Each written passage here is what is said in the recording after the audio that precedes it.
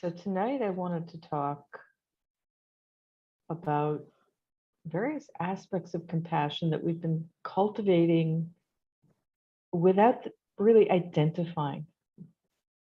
We talk about compassion as a single thing, a unity, but it has many aspects. So a couple of people in the interviews and the sharings today expressed surprise at how vital, how um, almost tangible the compassion can be for all beings, as opposed to compassion for single beings. And within the different singular categories, people have also expressed a little surprise at how simple it is, how direct it is to develop compassion for the neutral person whose situation we just don't know. It's not so personal. In fact, these different categories exercise different kinds of compassion. So, for specific people in specific categories, when we know they're suffering, we develop a kind of compassion that's quite specific to them and their situation. The psychologists call this referential compassion.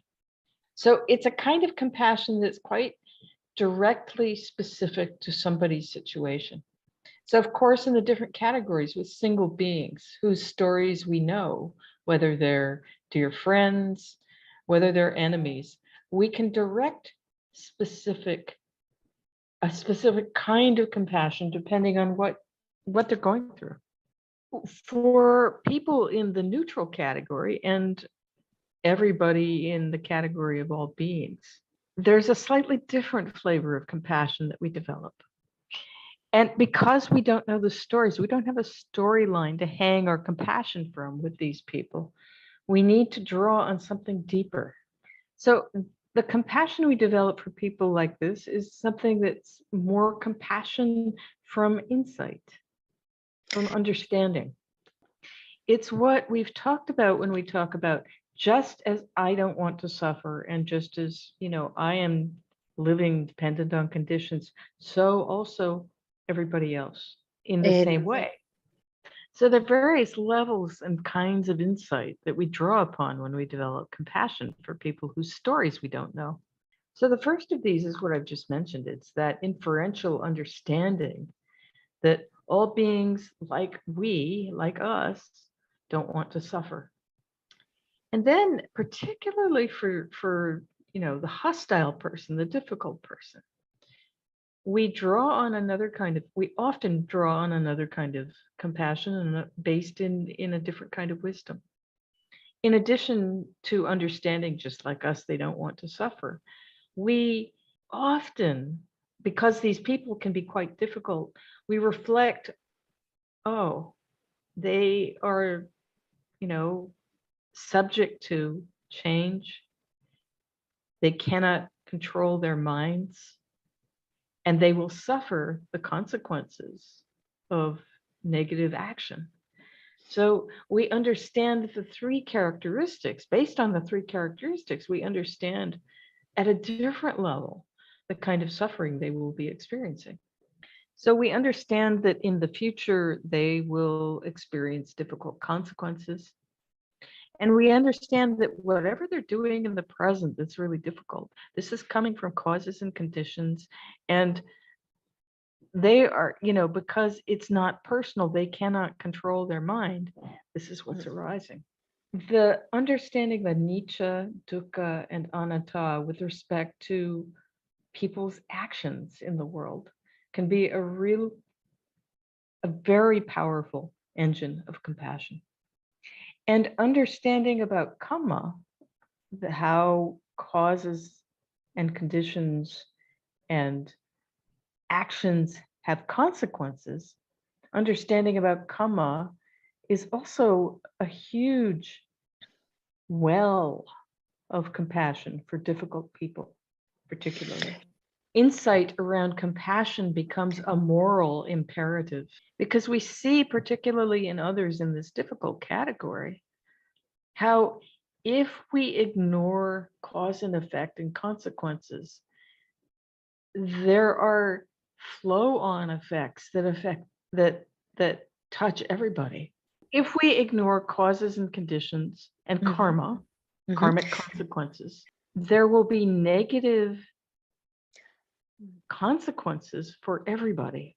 So if we respond to somebody's unwholesome action with compassion, that's one set of consequences. And if we respond to somebody's unwholesome action with more of the same, that is another completely different set of consequences. And this can play out at any level, at the individual level, in our homes, in our families, or at the global level, depending on how much influence we have. So, understanding the nature of phenomena, understanding causes, conditions, and karma makes compassion essential, both in terms of, the small things we do every day and the larger decisions of our life. What do Yeah. we want to feed and what do we want to refrain from? This takes a certain amount of, oh, the word we use in English is spine. It takes courage. Because if we're influenced by everybody around us, we may find ourselves forgetting about this insight into these things and following the herd down an unwholesome road. So, compassion from insight requires responsibility on our part to feed that. So there's referential compassion, there's compassion from insight. And then with this category we got to today, there's compassion that is limitless, with no object and universal, that requires no object, no story. It just is. And it's very, very deep in our psyche. It doesn't need any object. It doesn't need to know anything about what kind of suffering it's needing to relieve. This is the compassion of a Buddha and the compassion we develop in this practice. And I use that expression because that's how we talk about it. This is what we develop in the practice, that phrase. I use that because that's a common way we speak, but it's actually not accurate. Because please understand, we're not developing this kind of compassion. We're developing our capacity to access it, and we're developing the conditions to access it. This is where we cycle around to the purification, because the nature of pure mind is wisdom and compassion. That's all. So as we grapple with these hindrances and impediments and they become purified, the more pure the mind is, the easier it is to slide right into this kind of compassion naturally. A few people have mentioned how quickly the mind can change in this practice. This is something you mentioned earlier, Federica, in your question. And a number of people in the sharings and in the interviews have expressed experiences of going along with the mind either resistant or not really connected with compassion and having it change incredibly quickly. This is an expression and a manifestation of what happens when we access the purity of mind. It just changes so quickly. Mind states change so quickly. So the mind goes along in this stream of whatever we're in, and then in a moment, it can completely change. When the conditions for those unwholesome mind states change, we're left with that purity of heart. Yeah, so when conditions change that support those unwholesome mind states, we're left with that purity of heart, and that change can happen very quickly. So as we go along in this practice, doing this very, very simple practice, the attention to the wholesome and the habitual inclination in that direction plays out sometimes in the most surprising ways. And this is why it's really important. It's actually essential not to assess your practice moment to moment, and don't assume you know where it's going to go, because it's easy to get discouraged and to think, oh, this is just not for me. It's not making any difference. It's just the same old thing over and over. You don't know if the next moment, all of that habitual stuff will just fall apart and you're left only with this universal compassion for all beings. Likewise, in a bigger context, we often judge our ability to deal with the world in the same way. So, in the same way as we judge our formal sitting and walking practice, we judge our daily life compassion practice ruthlessly. So, maybe we read the news in the morning and we just feel this massive overwhelm. There's just too much, too difficult in too many realms for us to cope with. In that moment, we just think, oh, the climate, the wars in the world, so many difficult conditions, COVID, and we cycle down into this heavy mind state. And we think, oh, I've been cultivating compassion all week and I can't even deal with the world. And we judge ourselves as though those heavy states will be, forever and ever, and they won't change. But just like your practice can change in a moment, in daily life, it's the same way. So in our daily life, if we're getting heavy or depressed about how we can or can't open to the world, please understand, you don't know in the next moment if this will shift. I've had this experience here in Myanmar so many times I've lost track. As many of you know, I'm part of a group of people, we call ourselves Metta in Action. And we support many different people with dana that comes in from outside, that we receive from people like you, 5 euros here, 20 there, and it adds up. And sometimes being kind of in this environment, I see around me so much suffering. And I can feel sometimes like it's possible to drown in my reactivity to that. But then something might happen that totally changes my mind state. So somebody might visit me who I gave dana to, 2 months ago, and they show me pictures and how much it's changed their situation. And this totally changes my mind. Sometimes you're also very slowed down, so I kind of have to pick up with what you're saying. And understanding that the heaviness around the big picture can be shattered by one moment of connection with somebody. And so we can access this limitless compassion in a moment, and we don't know when that moment will come.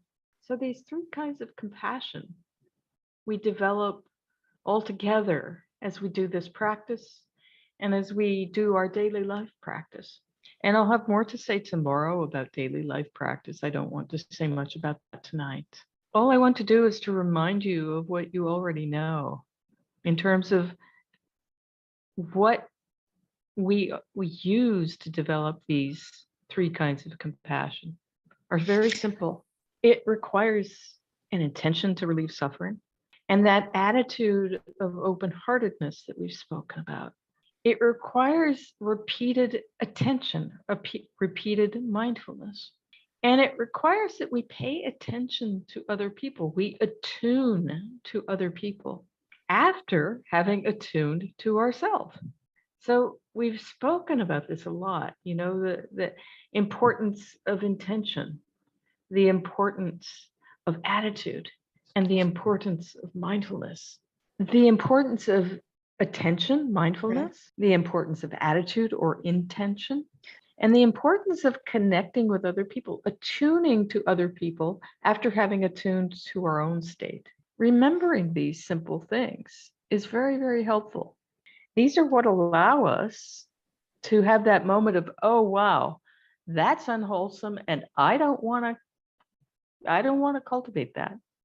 So it can play out in a very simple way.